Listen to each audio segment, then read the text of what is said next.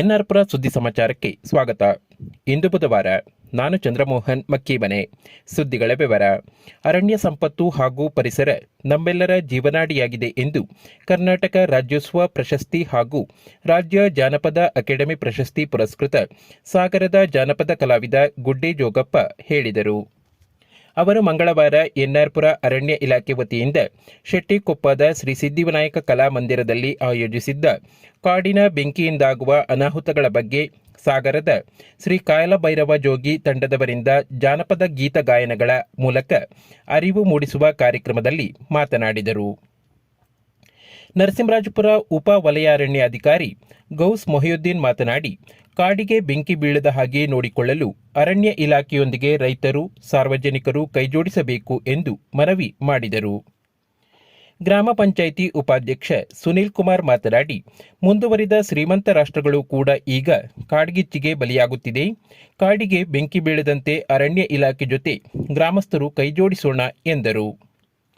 ಕಸಪ ಮಾಜಿ ಅಧ್ಯಕ್ಷ ಎನ್ಎಂ ಕಾಂತರಾಜ್ ಮಾತನಾಡಿ, ಅಳಿವಿನ ಅಂಚಿನಲ್ಲಿರುವ ಜಾನಪದ ಕಲೆಯನ್ನು ಉಳಿಸಲು ಗುಡ್ಡೆ ಜೋಗಪ್ಪನವರ ಶ್ರಮ ಮತ್ತು ಸೇವೆ ನಿಜಕ್ಕೂ ಶ್ಲಾಘನೀಯವಾಗಿದೆ ಎಂದರು. ಕಾರ್ಯಕ್ರಮದಲ್ಲಿ ಊರಿನ ಪರವಾಗಿ ಎನ್ಎಂ ಕಾಂತರಾಜ್ ಹಾಗೂ ಗ್ರಾಮ ಪಂಚಾಯಿತಿ ಸದಸ್ಯರುಗಳು ಜಾನಪದ ಕಲಾವಿದ ಗುಡ್ಡೆ ಜೋಗಪ್ಪ ಅವರನ್ನು ಅಭಿನಂದಿಸಿದರು. ಈ ಸಂದರ್ಭದಲ್ಲಿ ಕಡಹಿನಬೈಲು ಗ್ರಾಮ ಪಂಚಾಯಿತಿ ಅಧ್ಯಕ್ಷೆ ಅಶ್ವಿನಿ, ಸದಸ್ಯರುಗಳಾದ ವಾಣಿ ನರೇಂದ್ರ, ಚಂದ್ರಶೇಖರ್, ಎಬಿ ಮಂಜುನಾಥ್, ಉಪ ವಲಯ ಅರಣ್ಯಾಧಿಕಾರಿಗಳಾದ ಅರುಣ್ ಬಾರಂಗಿ, ಅಕ್ಷತಾ, ವನಪಾಲಕರಾದ ಮಂಜಯ್ಯ, ಸತೀಶ್, ರಾಘವೇಂದ್ರ, ಶಂಕರ್, ಲೋಹಿತ್ ಮುಂತಾದವರು ಉಪಸ್ಥಿತರಿದ್ದರು.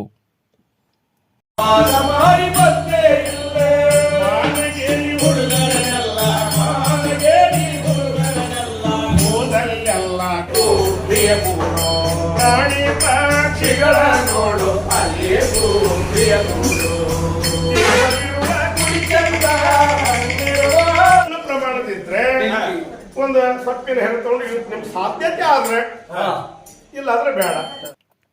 ಕ್ಯಾನ್ಸರ್ ರೋಗದ ಬಗ್ಗೆ ಜನರು ಜಾಗೃತರಾಗಿರಬೇಕು.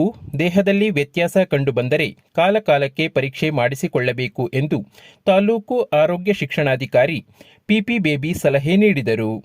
ಅವರು ಮಂಗಳವಾರ ಅರಳಿಕೊಪ್ಪ ಗ್ರಾಮದಲ್ಲಿ ಸೋಷಿಯಲ್ ವೆಲ್ಫೇರ್ ಸೊಸೈಟಿ, ಆರೋಗ್ಯ ಇಲಾಖೆ, ತೋಟಗಾರಿಕಾ ಇಲಾಖೆ ಹಾಗೂ ಈಶ್ವರಿ ಸ್ಫೂರ್ತಿ ಶ್ರೀನಿಧಿ ಸ್ವಸಹಾಯ ಸಂಘಗಳ ಸಂಯುಕ್ತ ಆಶ್ರಯದಲ್ಲಿ ನಡೆದ ಮಾಹಿತಿ ಕಾರ್ಯಕ್ರಮದಲ್ಲಿ ಅವರು ಕ್ಯಾನ್ಸರ್ ಕಾಯಿಲೆ ಬಗ್ಗೆ ಮಾಹಿತಿ ನೀಡಿದರು.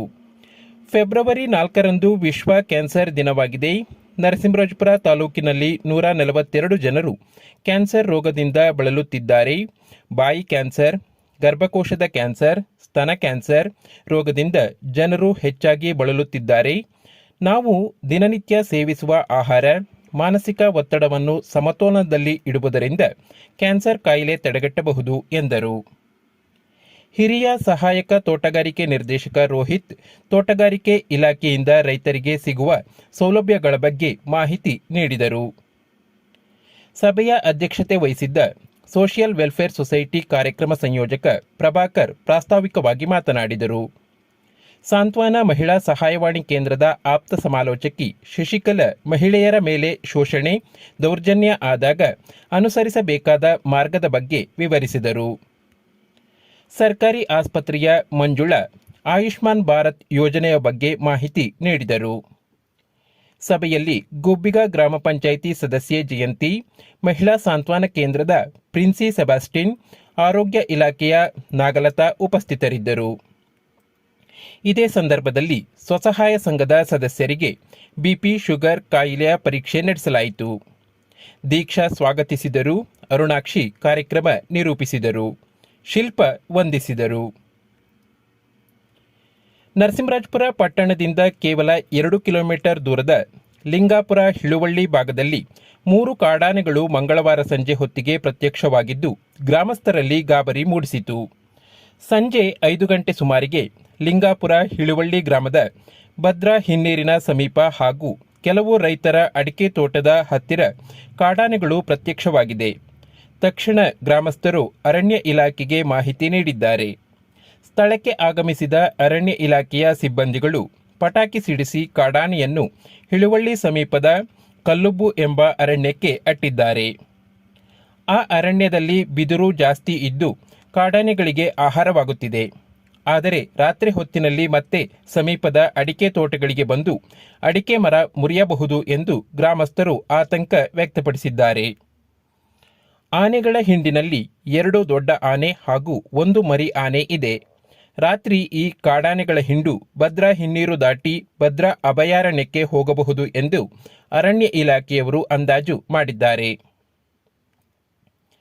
ಇಲ್ಲಿನ ಜ್ವಾಲಮಾಲಿನಿ ಜೆಸಿ ಸಂಸ್ಥೆಯಿಂದ ಪಟ್ಟಣದ ಕರ್ನಾಟಕ ಪಬ್ಲಿಕ್ ಸ್ಕೂಲ್ನ ಪ್ರೌಢಶಾಲೆಯ ವಿದ್ಯಾರ್ಥಿಗಳಿಗಾಗಿ ಪರೀಕ್ಷೆ ಎದುರಿಸುವುದು ಹೇಗೆ ಎಂಬ ತರಬೇತಿ ಕಾರ್ಯಾಗಾರವು ಫೆಬ್ರವರಿ 5 ಬುಧವಾರ ಬೆಳಗ್ಗೆ 11 ಗಂಟೆಗೆ ಜ್ವಾಲಮಾಲಿನಿ ಜೆಸಿ ಸಂಸ್ಥೆ ಅಧ್ಯಕ್ಷ ಸಾರ್ಥಕ್ ಗೌಡ ಅಧ್ಯಕ್ಷತೆಯಲ್ಲಿ ನಡೆಯಲಿದೆ ಎಂದು ಜೆಸಿ ಕಾರ್ಯದರ್ಶಿ ಮಿಥುನ್ ಗೌಡ ತಿಳಿಸಿದ್ದಾರೆ. ಕೆಪಿಎಸ್ನ ಎಸ್ಡಿಎಂಸಿ ಕಾರ್ಯಾಧ್ಯಕ್ಷ ಲಕ್ಷ್ಮಣ ಶೆಟ್ಟಿ ಕಾರ್ಯಕ್ರಮ ಉದ್ಘಾಟಿಸಲಿದ್ದು, ಜೆಸಿಐ ಪೂರ್ವ ರಾಷ್ಟ್ರೀಯ ಉಪಾಧ್ಯಕ್ಷ ಡಾಕ್ಟರ್ ನವೀನ್ ಲಾಯ್ಡ್ ಮಿಸ್ಕತ್ 10ನೇ ತರಗತಿಯ ವಿದ್ಯಾರ್ಥಿಗಳಿಗೆ ಪರೀಕ್ಷೆ ಎದುರಿಸುವ ಬಗ್ಗೆ ತರಬೇತಿ ನೀಡಲಿದ್ದಾರೆ ಎಂದು ಅವರು ತಿಳಿಸಿದ್ದಾರೆ. ಪ್ರತಿನಿತ್ಯ ತಾಲೂಕಿನ ಸುದ್ದಿ ಸಮಾಚಾರಗಳಿಗೆ ನೋಡ್ತಾ ಇರಿ ಎನ್ಆರ್ ಪುರ ಸುದ್ದಿ ಸಮಾಚಾರ. ವಂದನೆಗಳು.